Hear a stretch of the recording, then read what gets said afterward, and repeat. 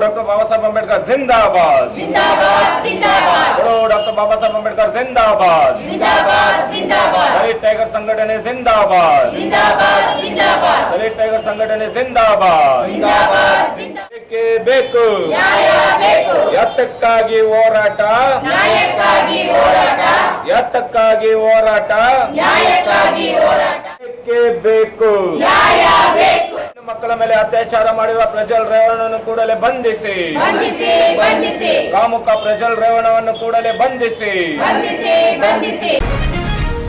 ಗೂಳಿ ಅಂತ ಹೇಳಿದ್ರೆ ತಪ್ಪಾಗಲ್ಲ, ಇಂಥ ಒಂದು ಗೂಳಿಯನ್ನು ಹೊರಗಡೆ ಬಿಟ್ಟಿರೋದು ತುಂಬ ದೊಡ್ಡ ತಪ್ಪಾಗುತ್ತೆ। ಇಂಥ ಸೈಕೋವನ್ನು ಕೂಡಲೇ ಎಡಮುರಿ ಕಟ್ಟಿ ಜೈಲಿಗೆ ಕಳಿಸ್ಬೇಕಂತ ಹೇಳ್ತಾ ಇದ್ದೀವಿ ಸರ್। ಅವನು ಏನು ವಿಡಿಯೋನ ಲೀಕ್ ಮಾಡಿ ಒಬ್ಬರು ಹಂಚ್ಕೊಂಡು ಅದನ್ನು ಬೇರೆ ನೋಟದಲ್ಲಿ ನೋಡಿಕೊಂಡು ರಾಜಕೀಯವಾಗಿ ಬಳಸ್ಕೊಂಡು ಹೆಣ್ಮಕ್ಳು ಮಾನ ಮರ್ಯಾದೆ ತೆಗೆಯುವಂಥ ಕೆಲಸ ಯಾರ್ಯಾರು ಮಾಡಿದಾರೋ ಅಂಥವ್ರ ಮೇಲೆ ಕಠಿಣ ಕಾನೂನು ಕ್ರಮ ಜರುಗಿಸ್ಬೇಕು ಸರ್। ಏನಾದರೂ ಇವರು ಬೇಟಿ ಬಚಾವ್ ಬೇಟಿ ಪಡಾವ್ ಅಂತ ಹೇಳೋವಂಥವ್ರು ಹೆಣ್ಣು ಮಕ್ಕಳ ಮೇಲೆ ಗೌರವ ಏನಾದರೂ ಇತ್ತಂದರೆ ಇವನಿಗೆ ಟಿಕೆಟ್ ಕೊಡೋದಾಗಿತ್ತು। ಯಾಕಂದರೆ ಅಧಿಕಾರ ಯಾವಾಗ ಬೇಕಾದರೂ ಬರುತ್ತೆ, ಯಾವಾಗ ಬೇಕಾದರೂ ಹೋಗುತ್ತೆ। ಇವನು ಮಗ ಬಂದು ಕಾಮುಕ ಪಿಸಾಸಿ ಅಂತ ಹೇಳಿದ್ರೆ ಭೂಮಾಫಿಯಾದ ಪಿಸಾಸಿ ಅಂತ ನಾವು ಹೇಳ್ಬೇಕಾಗತ್ತೆ ಯಾರನ್ನ, ಭವಾನಿ ಅವ್ರನ್ನ। ಯಾಕಂದರೆ ಈ ದೇಶಕ್ಕೆ ಪ್ರಧಾನಿಯಾಗಿದ್ದಂಥವರು ದೇವೇಗೌಡರು, ಅವರ ಕೊಡುಗೆ ಎಷ್ಟೋ ಇದೆ। ಈ ರಾಜ್ಯಕ್ಕೆ 2 ಸತಿ ಮುಖ್ಯಮಂತ್ರಿ 2 ಸತಿ 3 ಸತಿ ಮುಖ್ಯಮಂತ್ರಿ ಆದಂಥವರು ಇವರು ಕುಮಾರಸ್ವಾಮಿ ಅವರು, ಅವ್ರದ್ದು ಕೊಡುಗೆ ಎಷ್ಟೋ ಇದೆ ಸರ್। ಇವತ್ತು ನಮ್ಮ ದಲಿತ್ ಟೈಗರ್ ಸಂಘಟನೆ ವತಿಯಿಂದ ಶಾಂತಿಯುತವಾಗಿ ಇವತ್ತು ನಾವು ಹೋರಾಟ ಮಾಡ್ತಾ ಇದ್ದೀವಿ। ವಿಷಯ ಇಡೀ ದೇಶಕ್ಕೆ ಗೊತ್ತಿರುವಂಥ ವಿಷಯನೇ, ಒಂದು ಕಾಮುಕ ಅಂತಲೇ ಹೇಳಬೇಕಾಗಿರುತ್ತೆ। ಪ್ರಜ್ವಲ್ ರೇವಣ್ಣ MP ಆಗಿದ್ದಂಥವರು, ಅವನು 3000 ಹೆಣ್ಣು ಮಕ್ಕಳ ಮೇಲೆ ಅತ್ಯಾಚಾರ ಮಾಡಿದೆ ಅಂತ ಹೇಳಿ ಅಧಿಕೃತವಾದ ಮಾಹಿತಿಗಳು ಬರ್ತಾ ಇದೆ। ಇಂಥ ಒಂದು ಅವನ್ನ ಗೂಳಿ ಅಂತ ಹೇಳಿದ್ರೆ ತಪ್ಪಾಗಲ್ಲ, ಇಂಥ ಒಂದು ಗೂಳಿಯನ್ನು ಹೊರಗಡೆ ಬಿಟ್ಟಿರೋದು ತುಂಬ ದೊಡ್ಡ ತಪ್ಪಾಗುತ್ತೆ। ಕೂಡಲೇ ಅವನ್ನ ಬಂಧಿಸಬೇಕಂತ ಹೇಳಿ ನಮ್ಮ ಎಲ್ಲರ ಹೋರಾಟ ನಾವು ಆಗ್ರಹ ಮಾಡ್ತಾ ಇದ್ದೀವಿ। ಕೂಡಲೇ ಅವನ್ನ ಬಂಧಿಸಿ ಇಂಥವನ್ನ ಸೈಕೋ ಅಂತಲೇ ಹೇಳ್ಬೇಕು ನಾವು। ಇಂಥ ಸೈಕೋವನ್ನು ಕೂಡಲೇ ಎಡಮುರಿ ಕಟ್ಟಿ ಜೈಲಿಗೆ ಕಳಿಸ್ಬೇಕಂತ ಹೇಳ್ತಾ ಇದ್ದೀವಿ ಸರ್।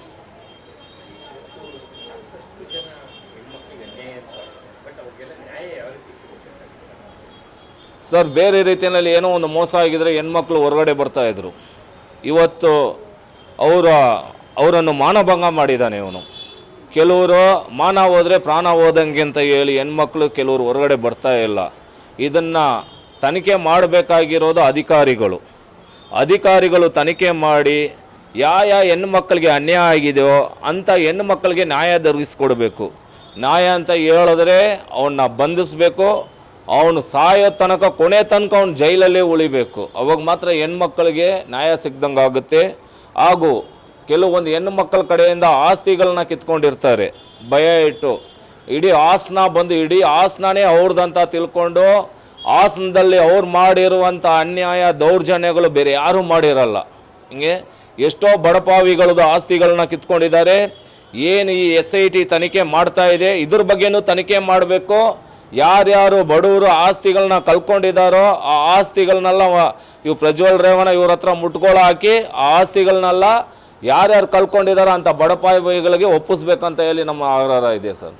ಪ್ರಜ್ವಲ್ ರೇವಣ್ಣ ಮೇಲೆ ಬಂದಿರತಕ್ಕಂಥ ಒಂದು ಆರೋಪ ಆಗಿದೆ, ಅದು ಅಪರಾಧಿ ಆಗಬೇಕು ಅಂದಾಗ ಕೋರ್ಟಿಂದ ಅದು ತೀರ್ಮಾನ ಆಗಬೇಕು। ಆದರೆ ಇವತ್ತು ಸಾವಿರಾರು ಜನ ಹೆಣ್ಮಕ್ಳು ಮಾನವನ್ನ ಹರಾಜ್ ಮಾಡೋ ರೀತಿ ಅದನ್ನು ಪೆನ್ಡ್ರೈವ್ ಮೂಲಕ ಇರ್ತಕ್ಕಂಥ ವಿಡಿಯೋಗಳನ್ನ ಪಬ್ಲಿಕ್ಕಲ್ಲೆಲ್ಲ ಶೇರ್ ಮಾಡಿ ಅದನ್ನು ಹಂಚಿ ಹೆಣ್ಮಕ್ಳು ಮಾನ ಮರ್ಯಾದೆ ಕಳೆದಿದೆ, ಅಂಥವ್ರಿಗೆ ಏನು ಸರ್? ಅಂಥವ್ರ ವಿರುದ್ಧನೂ ಕೇಸ್ ಆಗಬೇಕು।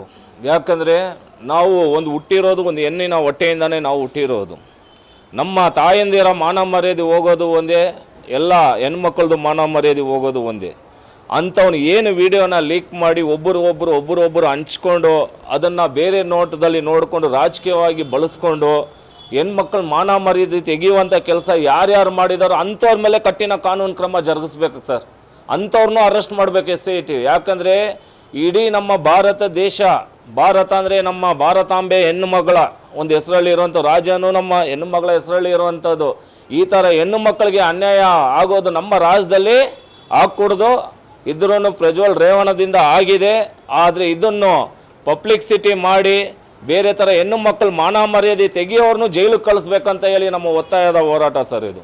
ಹಾಗೆ ಇವತ್ತು ರಾಜಕೀಯದ ಬೇಳೆಕಾಳನ್ನ ಬಯಸ್ಕೊಳ್ಳಿಕ್ಕೋಸ್ಕರ ಇಷ್ಟು ಜನದ ಮಾನ ಮರ್ಯಾದೆ ಹೋಗೋ ರೀತಿಯಾಗಿ ರಾಜಕೀಯ ಕುತಂತ್ರದಿಂದ ಇಂಥ ಒಂದು ಘಟನೆ ನಡೆದಿದೆ ಅನ್ನೋ ಒಂದು ಮಾತಿದೆ. ಇದು ಹೊರಗಡೆ ಬರಬೇಕು ಅಂದ್ರೆ ರಾಜಕೀಯ ಕಾರಣ ಇದಕ್ಕೇನು ಹೇಳ್ತೀರಾ ಸಂಘಟನೆ ಮುಖ್ಯಸ್ಥರಾಗಿ? ಸರ್ ಖಂಡಿತವಾಗಿ ಹೇಳ್ತಾ ಇದ್ದೀವಿ.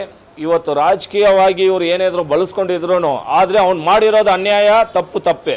ಹಿಂಗೆ ಅಧಿಕೃತವಾಗಿ 2800 ವೀಡಿಯೋ ಅಂತ ಹೇಳಿದ್ರು ವರ್ಷಕ್ಕೆ 365 ದಿನ ಇರುತ್ತೆ. ಆದರೆ ದಿನಕ್ಕೆ ಒಂದು ಹೆಣ್ಮಕ್ಳನ್ನ ಇವನು ಇದು ಮಾಡಿದ್ದಾನೆ, ಅತ್ಯಾಚಾರ ಮಾಡಿದಾನೆ ಲೆಕ್ಕಕ್ಕೆ ಬರುತ್ತೆ. ಹಂಗಾದ್ರೆ 10 ವರ್ಷದಿಂದ ಇವ್ರ ತಾಯಿ ತಂದೆ ಏನು ಸರ್ ಕತೆ ಕಾಯ್ತಾ ಇದ್ರಾ? ನಾನು ಹೇಳ್ತಾ ಇದ್ದೀನಿ. ತಂದೆ ಮೇಲೇನೂ ಇದೆ, ಮಗನ್ನ ಕಾಪಾಡೋದಕ್ಕೋಸ್ಕರ ತಂದೆ ಕಿಡ್ನಾಪ್ ಕೇಸಲ್ಲಿ ಇವತ್ತು ಜೈಲಿಗೆ ಹೋಗಿದ್ದಾನೆ.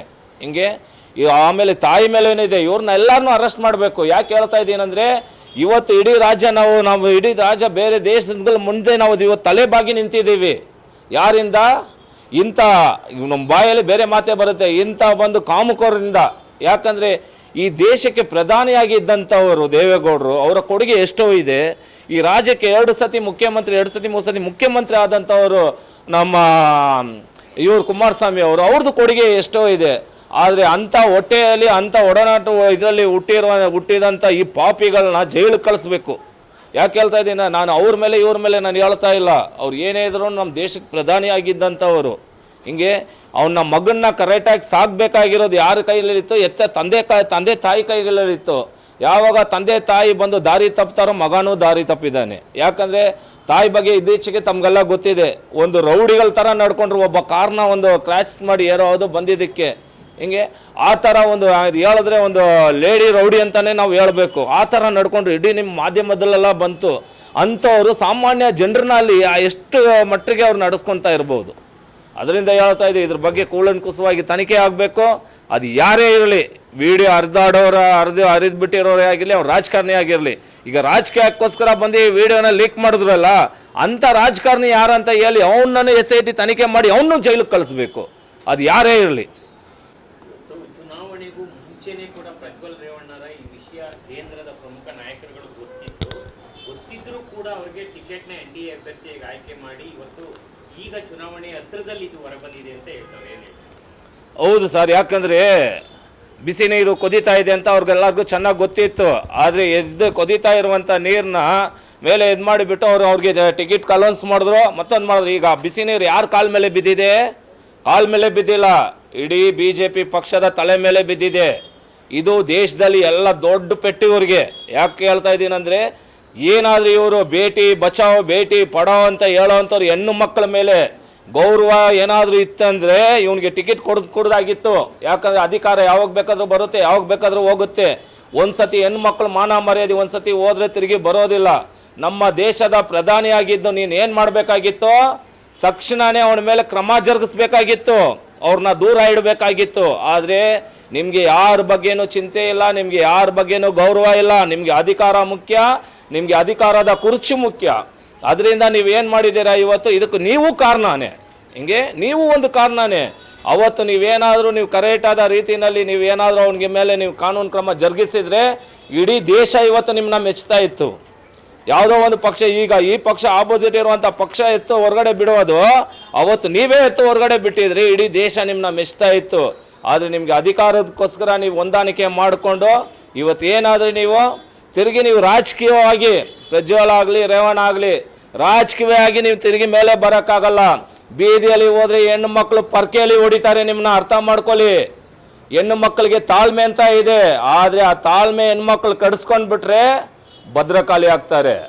ಹಿಂಗೆ ಭದ್ರಕಾಲಿ ಆಗ್ತಾರೆ.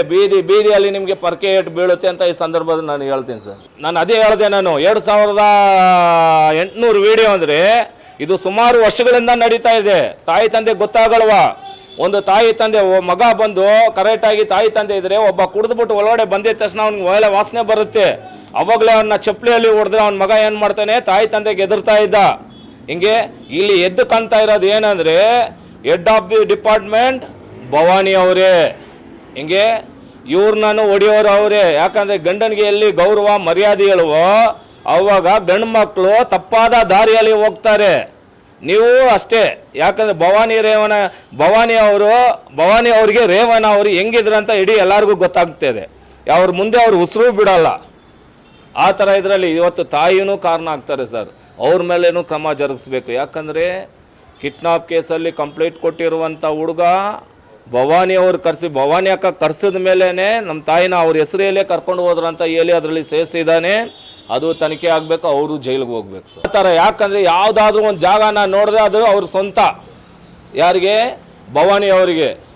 ಇವನು ಮಗ ಬಂದು ಕಾಮುಕ ಪಿಸಾಸಿ ಅಂತ ಹೇಳಿದ್ರೆ ಇವರು ಅದೇ ಹೇಳ್ತಾ ಇಲ್ಲ, ಏನು ಭೂಮಾಫಿಯಾದ ಪಿಸಾಸಿ ಅಂತ ನಾವು ಹೇಳ್ಬೇಕಾಗುತ್ತೆ. ಯಾರನ್ನ? ಭವಾನಿ ಅವ್ರನ್ನ. ಅದು ಎರಡರ ಮಧ್ಯದಲ್ಲಿ ರೇವಣ್ಣ ಬಂದು ಇಲ್ಲೂ ಇಲ್ಲ ಅಲ್ಲೂ ಇಲ್ಲ. ಹಿಂಗೆ ಇವತ್ತು ನಾವು ಹೇಳ್ತಾ ಇದ್ದೀವಿ, ನಮ್ಗೆ ನೋವಾಗುತ್ತೆ. ಏನು ನೋವಾಗುತ್ತೆ ಅಂದರೆ ಈ ದೇಶದ ಪ್ರಧಾನಿಯಾಗಿದ್ದಂಥ ದೇವೇಗೌಡರು ಹಾಗೂ ಈ ರಾಜ್ಯದ ಮುಖ್ಯಮಂತ್ರಿ ಆಗಿದ್ದಂಥ ಕುಮಾರಸ್ವಾಮಿ ಅವರ ಮಾನ ಮರ್ಯಾದೆಗಳನ್ನ ಹರಾಜು ಆಗದಂಥವರು. ಇವ್ರನ್ನ ಕೂಡಲೇ ಗಡೀಪಾರು ಮಾಡಬೇಕು. ಪಕ್ಷದಿಂದ ಇವ್ರನ್ನ ವಜಾ ಮಾಡಬೇಕು.